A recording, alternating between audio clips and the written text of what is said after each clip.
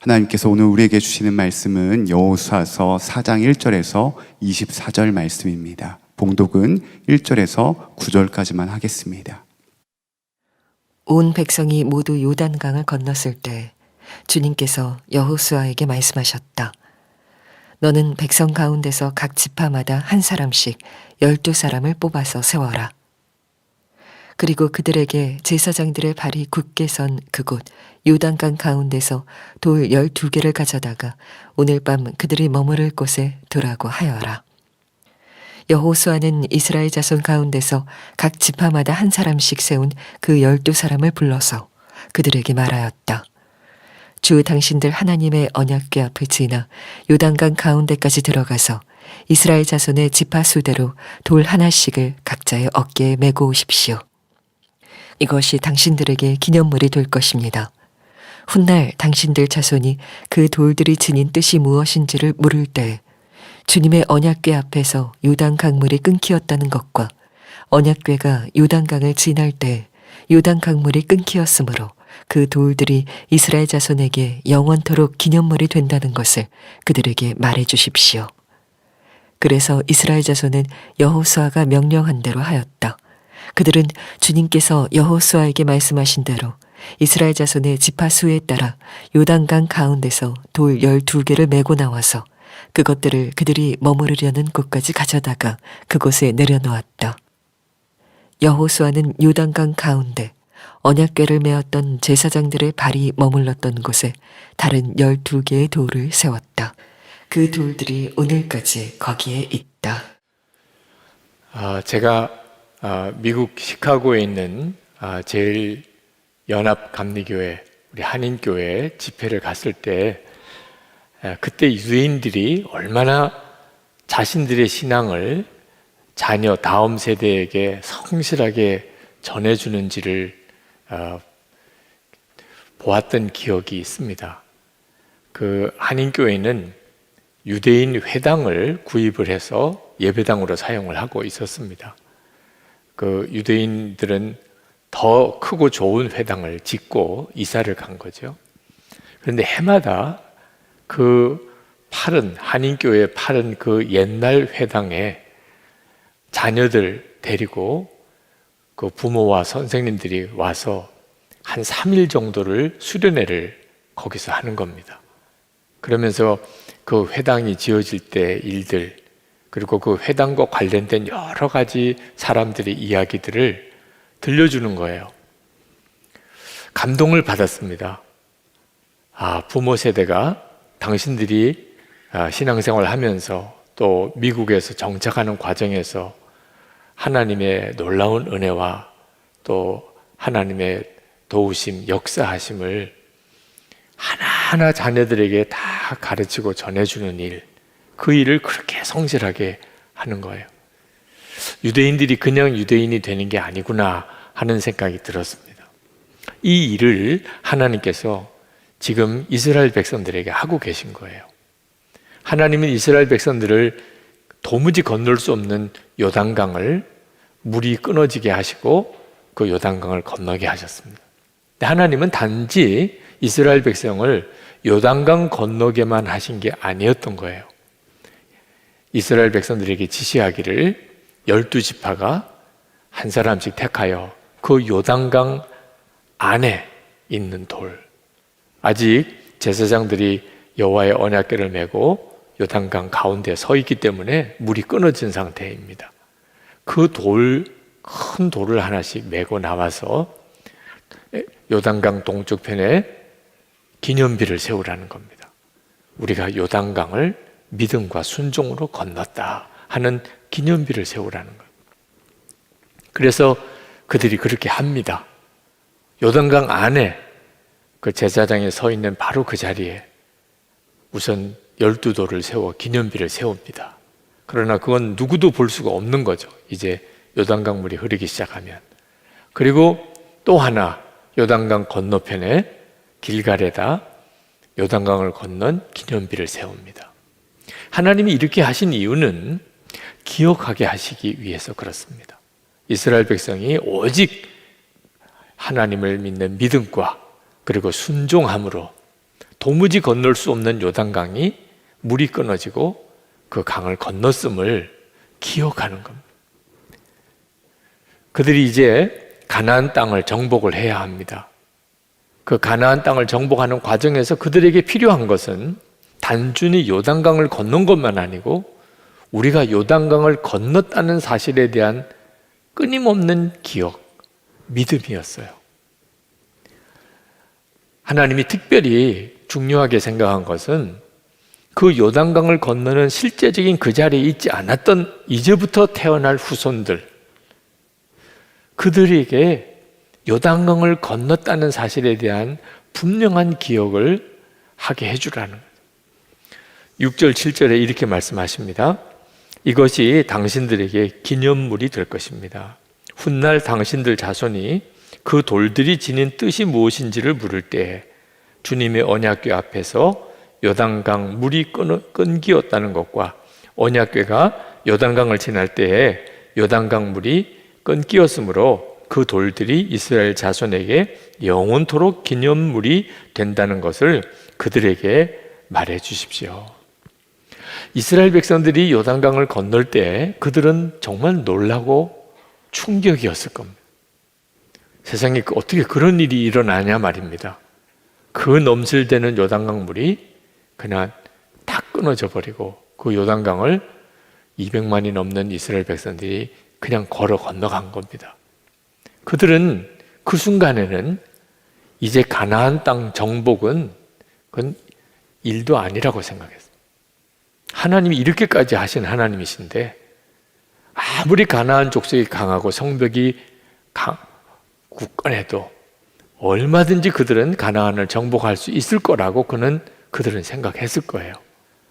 그러나 문제는 은혜도 잘 받지만 잊어버리기도 잘한다는 거예요.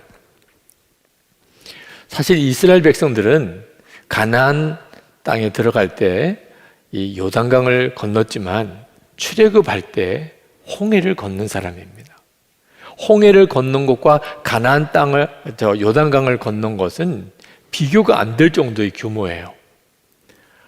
홍해는 바다입니다. 근데 그 바다가 물이 끊겨진 게 아니고 그들의 눈앞에서 한순간에 쫙 갈라져 버렸습니다. 그리고 그들이 그 홍해 바다 밑 길을 걸어 지나갔습니다. 애국 군대가 뒤쫓아 들어오는데 그들이 그 홍해 바다 한가운데 들어왔을 때 물이 합쳐져서 그들이 다 물속에 수장되었습니다. 그 광경을 그들이 생생히 보았어요. 그때 그 충격과 놀람은 요단강 건너갈 때하고는 비교가 안 되는 일이었죠. 춤을 추고 기뻐했습니다. 그런데 문제는 그 놀람과 충격과 감동이 3일밖에 안 갔다는 겁니다. 3일 동안 물 없는 광야를 지나가면서 목이 말라서 그들은 하나님을 원망하고 모세를 원망했습니다. 우리를 광야로 나오게 해서 다 죽게 만드냐. 그 이스라엘 백성들의 신앙의 실상이었어요. 그래서 하나님께서 이 요단강을 건너고 난 다음에는 요단강을 건넌 기념비를 세우게 한 겁니다. 우리가 요단강을 믿음과 순종으로 건넜다. 하나님의 기적으로 우리가 이 요단강을 건넜다는 겁니다. 이제 이스라엘 백성들에게는 가나안 족속들이 기다리고 있습니다. 요단강만 건넜다고 가나안 땅을 차지하는 게 아니에요. 그들은 이제 가나안의 족속과 그 성읍을 무너뜨리는 일을 해야 했습니다. 하나님이 언제나 홍해나 요단강을 지날 때처럼 그렇게 기적을 행하여 주시는 것이 아니에요. 이제는 칼과 칼을 부딪혀 싸워야 되고 창과 창을 부딪혀 싸워야 됩니다. 그때 필요한 것이 뭐냐면 우리는 요단강도 건넜다. 그 믿음이에요. 하나님이 가나안 땅을 반드시 우리에게 주신다. 그 믿음이에요. 그 믿음으로 그들이 이제 싸워 정복해야 하는 겁니다. 그래서 믿음의 기념비가 되는 거죠. 여러분, 우리에게도 동일합니다. 우리에게도 요단강을 건넌 기념비가 있습니다. 요단강은 죽음을 상징해요. 우리가 장례식을 치를 때 요단강 건너가 만날이 그렇게 찬송을 부르는 것처럼 요단강은 죽음을 상징합니다. 이스라엘 백성은 죽음을 지나서 다시 태어난 민족이에요. 요단강을 지나서 그들은 하나님의 백성으로 다시 태어난 거죠. 그게 요단강을 지났다는 의미입니다. 그리고 그 기념으로 기념비를 세운 거예요. 우리도 예수를 믿고 십자가를 통과해서 예수님과 함께 죽고 부활하신 예수님의 생명으로 사는 자가 된 것입니다. 그게 예수를 믿는 거예요. 우리도 똑같이 요단강을 지난 사람들입니다. 그 기념비로 하나님이 우리에게 주신 것이 세례예요. 오늘 세례식을 했습니다.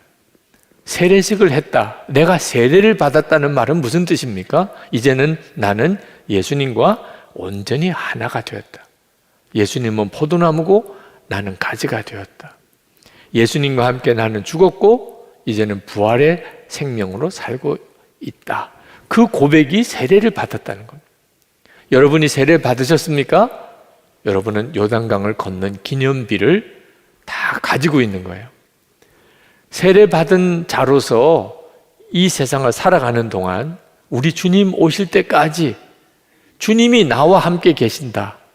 주님과 나는 한 몸이라는 것을 계속 확증하는 기념비로 주신 것이 성찬이에요. 여러분 성찬 받으셨습니까? 주님의 살을 먹고 주님의 피를 마셨어요. 여러분 이것이 우리에게 앞으로 살아가는 동안에 계속 필요한 믿음이기 때문입니다. 우리가 예수를 믿고 죄와 저주에서 영원히 지옥 갈 자에서 구원을 받았습니다. 이제는 하나님의 백성, 하나님의 자녀예요. 그러나 실제로 우리의 믿음의 삶 속에는 계속된 연단과 시험이 있습니다. 마귀는 여전히 이 세상을 장악하고 임금 노릇하고 있어요. 예수 제대로 믿어보려고 하면 이런저런 모양의 고난을 각오해야 합니다. 가나안 땅에 들어간 이스라엘 백성들이 가나안 족속과 싸워야 하는 것처럼 우리에게도 영적인 싸움이 우리에게 있어요. 그러나 두려워하지는 마시라는 거예요. 절대로 마귀의 역사를 무서워하지 말라. 연단을 두려워하지 말라. 고난을 두려워하지 말라. 왜? 우리는 요단강도 건넌 사람이에요. 우리는 예수님의 십자가로 구원받은 자예요. 우리는 주님과 늘 하나가 되어 있는 자예요. 세례받은 자예요. 성찬받은 자예요. 그 믿음으로 모든 문제를 다시 보라는 겁니다. 때때로는 죽을 것 같은 문제의 어려움 속에 부딪힐 때도 있어요. 이렇게 끝인가? 이런 순간이 올 때도 있어요. 걱정하지 마세요. 여러분은 이미 지옥에서 천국으로 건짐받은 자예요. 죄의 종로로 닫은 자가 하나님의 자녀가 되었어요. 하나님은 여러분의 아버지세요. 예수님은 이미 여러분 안에 계세요. 그 점을 항상 확인하라는 겁니다. 그래서 믿음의 기념비가 필요한 거예요. 그리고 여러분의 삶 자체가 다른 사람들에게 믿음의 기념비가 된다는 사실도 명심해야 돼요. 우리의 삶은, 예수 믿고 사는 우리의 삶은 그 자체가 믿음의 기념비예요. 교회적으로도 그렇습니다. 저희 교회는 2월에 교회 사랑 주일을 지킵니다. 2월 지키는 교회 사랑 주일은 우리 교회의 믿음의 기념비예요. 우리 교회도 요단강을 건넌 것과 같은 사건이 있었어요. 교회가 다 무너지고 이제 끝장나는 것 같은 상황이 있었어요. 이 예배당을 짓는 과정에서. 다 끝난 줄 알았어요. 다들 못 헤어난다고들 말들 했어요. 떠난 사람도 많았어요. 남은 사람들은 눈물밖에 없었어요. 그때 여전히 하나님은 하나님, 살아계신 하나님, 우리를 살릴 분은 주님이신 것을 믿고 기도했어요. 그리고 하나님께서 우리를 그 기가 막힌 수렁에서 건져내셨어요. 우리를 구원하셨어요. 우리에게는 실제로 요단강을 건넌 분명한 체험이 있어요. 그것을 영원히 잊어버리지 않아야 된다는 것. 우리 교회가 교세가 크고 예배당이 큰 것을 자랑하면 안 된다는 거예요. 진짜 우리가 기념해야 될 것은 정말 죽을 것 같았던 그때, 망할 것 같았던 그때 오직 하나님만 믿고 기도하고 오직 하나님께만 순종했던 그때를 기념해야 한다는 거예요. 그러면 하나님께서 우리 교회를 통해서 계속해서 당신의 일을 이루실 것이에요. 여러분이 매일 쓰시는 일기가 사실은 중요한 믿음의 기념비예요. 예수님과 동행일기라고 이름을 붙였습니다. 우리가 예수님으로 인하여 영원히 멸망당할 자에서 건짐을 받았어요. 그게 끝이 아닙니다. 우리는 예수님과 동행하는 놀라운 삶을 살게 되었어요. 그 기록이 예수 동행 일기예요. 저는 정말 믿음의 사람들의 일기를 통하여 큰 은혜를 그리고 엄청난 믿음을 도전을 받았어요. 웨슬리 목사님의 일기, 조지 밀러 목사님의 일기, 이용도 목사님의 일기. 하나님을 믿는 사람은 이런 삶을 사는 거구나. 그들의 삶 속에는 이런 일들이 있었구나. 저 자신의 삶을 믿음으로 살아가는데 얼마나 큰 힘이 되었는지 모릅니다. 프랭크 루박 선교사님의 일기를 통해서 하나님을 바라보면서 살면 실제로 하나님과 동행하는 삶을 살 수 있는 거구나. 그 강력한 도전을 받았어요. 그래서 저도 그렇게 살고 우리 교우들에게도 주님과 동행하는 일기를 쓰며 살게 해드린 거죠. 성도의 삶은 그 자체가 믿음의 기념비예요. 저희 할아버님께서는 6.25 전쟁 때 순교하셨어요. 저희 할아버님의 순교 이야기가 감리교 신학대학교 출판부에 나온 6.25와 감리교의 순교자, 한국 감리교의 순교자라는 책에 3페이지 정도 실려 있습니다. 저에게 있어서는 저희 할아버님의 순교 기록은 중요한 믿음의 기념비가 되는 거죠. 그러나 저는 저희 할아버님의 그 순교했던 것보다 성도들의 예수님과 동행하는 삶이 더 중요하다고 저는 그렇게 믿습니다. 우리가 순교해야 될 때가 오면 그러면 순교해야죠. 그러나 순교의 축복은 아무에게나 주어지는 게 아닙니다. 여러분이 순교하고 싶다고 순교하는 게 아닙니다. 순교하는 일도 은혜 받은 사람만 하는 거예요. 그러면 대부분의 기독교인들은 어떻게 합니까? 여러분, 죽음으로 순교하는 것만 있는 게 아닙니다. 살아있는 순교자가 있어요. 우리는 다 순교신앙으로 사는 사람들입니다. 나는 죽고 예수로 사는 믿음이에요. 이 믿음이 순교신앙이에요. 우리의 매일매일의 삶이 그렇습니다. 예수로 인하여 구원받은 우리는 나는 죽고 예수로 사는 거예요. 여러분이 그 삶을 실제로 매일 살아가는 기쁨이 있어야 돼요. 그걸 실제로 여러분들이 기록해야 합니다. 목사님, 제 삶에는 그런 기가 막힌 일들, 요단강이 갈라지는 것 같은 기적 같은 일들이 제 삶에는 없습니다. 그저 늘 평범한 일들밖에 없어요. 잘 몰라서 하시는 이야기예요. 여러분이 정말 기록해야 될 믿음의 기념비가 되는 것은 기적을 쓰는 게 아닙니다. 어떤 놀라운 성공을 거기다 기록하라는 게 아니에요. 진짜 기적 중의 기적은 예수님과 동행하는 삶을 산다는 거예요. 여러분의 진짜 초점은 예수님에게 있는 겁니다. 여러분이 밥을 먹어도, 누구를 만나도, 혹시 그냥 길을 걸어가도 이제는 예수님과 함께 사는 거예요. 이것이 기적 중의 기적이에요. 예수를 믿고 우리가 누리는 가장 놀라운 일이에요. 그 속에 하나님의 역사가 있는 거예요. 길갈에 세운 요단강을 건넌 기념비의 그 돌은요, 요단강 한복판에 있었던 돌이에요. 멋있는 돌, 그런 의미가 아닙니다. 요단강 한복판에 있었기 때문에 의미가 있는 거예요. 여러분에게 있어서의 믿음의 기념비는 힘들고 어렵고 답답한 그 현실 속에서 주님과 동행했다는 것, 그게 핵심인 거예요. 그러면 아주 훌륭한 거예요. 2005년 우리 교회 예배당 공사가 2005년에 끝납니다. 그래서 2006년 봄에 이제 예배당 공사가 완전히 마무리가 되는데 2005년 추수감사절이 왔을 때예요.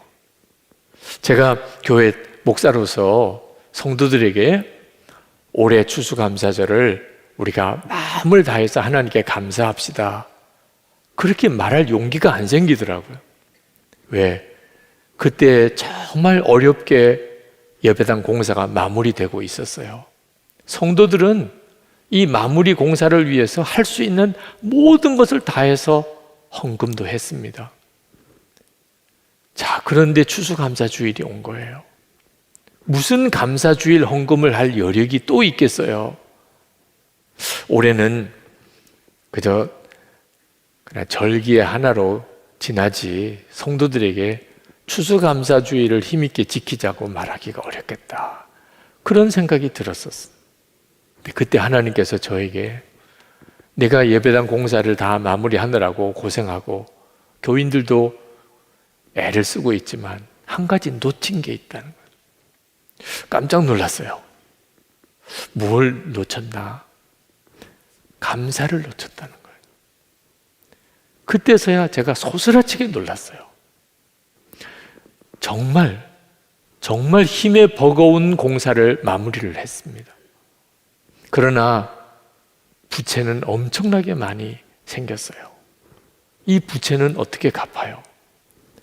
또 예배당은 이렇게 크게 지었는데 실제로 그때 당시에 모인 교인은 이 예배당의 3분의 1도 못 차요.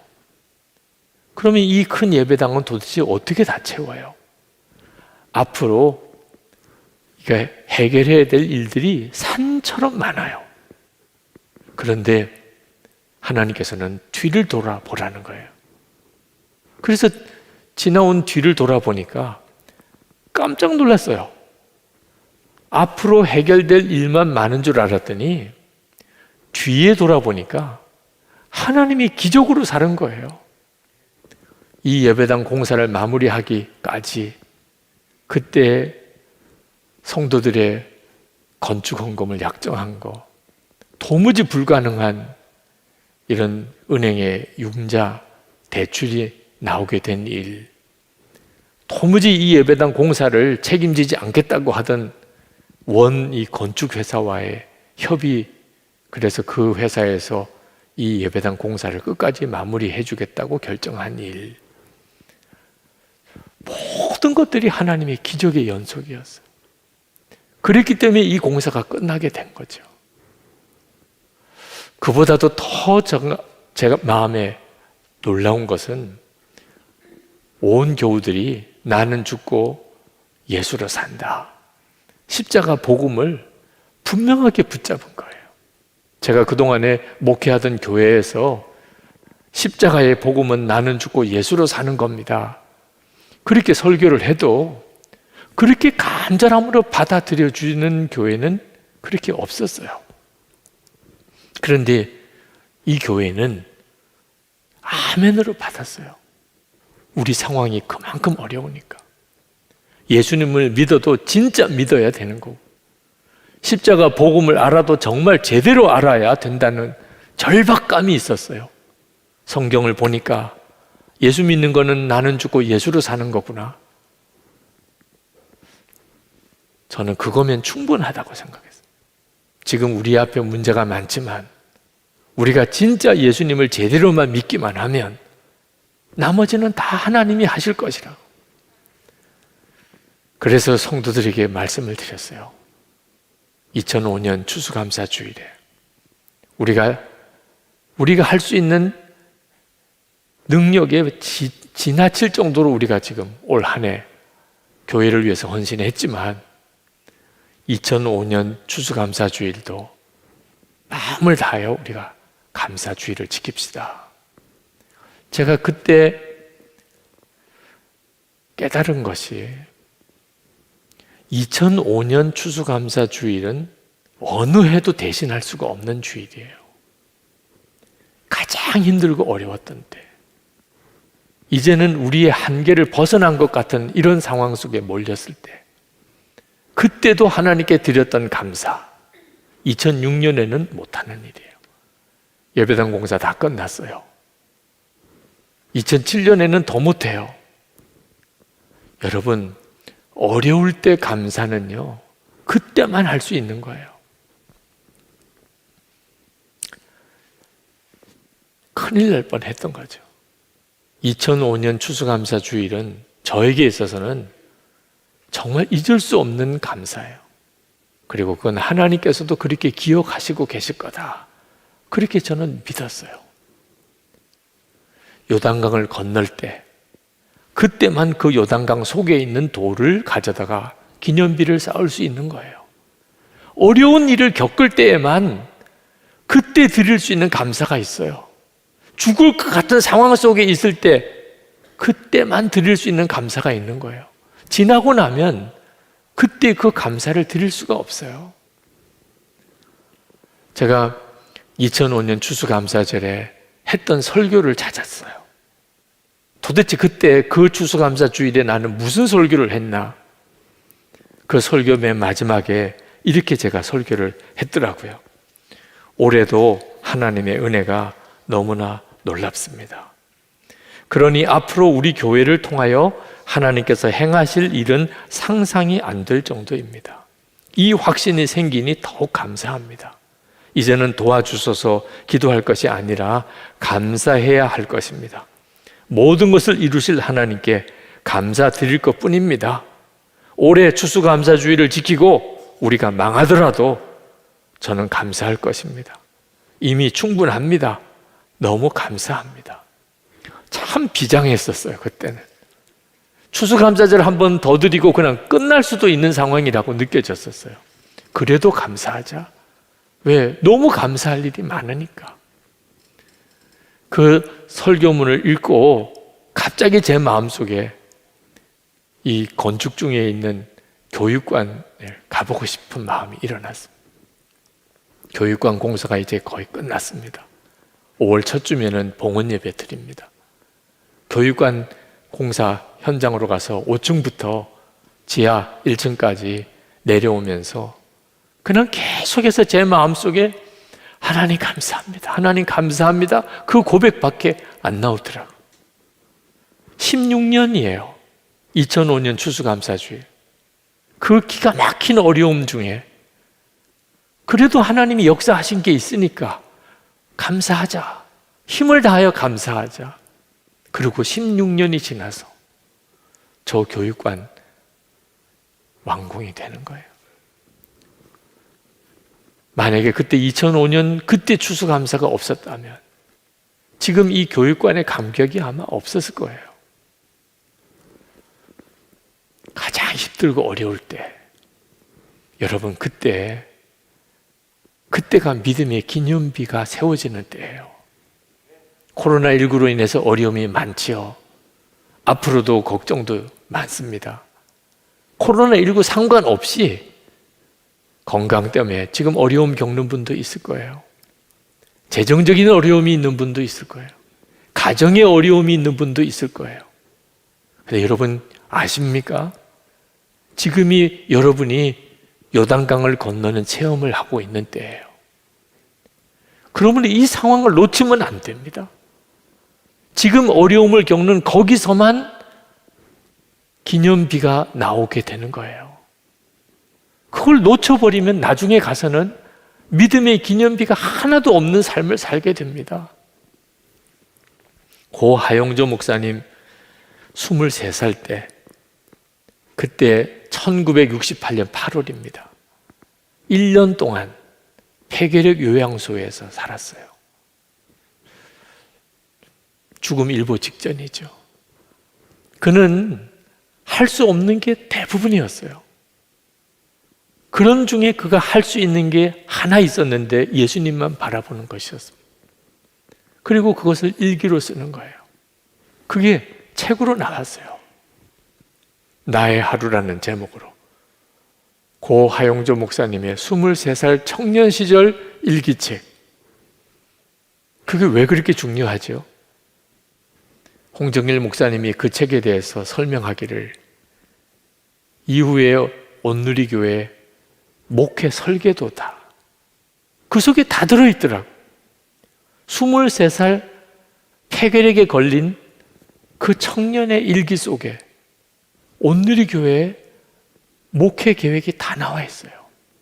하나님만 바라보고 기도하고 묵상하고 그리고 쓴 일기 속에 그 이후에 주님이 이루실 내용이 다 들어있는 거예요.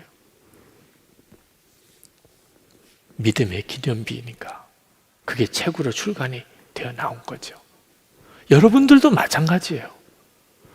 여러분의 10년 뒤, 20년 뒤를 주님은 아십니다. 지금은 죽을 것 같아도, 지금은 요단강 물에 완전히 빠져 죽을 것 같아도 하나님은 여러분을 가나안 땅을 다 정복하는 그런 놀라운 계획을 가지고 여러분을 이끌고 계세요. 그러므로 지금 주님을 바라보면 그 속에서 놀라운 믿음의 고백들 다 나옵니다. 주님과 동행하는 것이 기적이에요.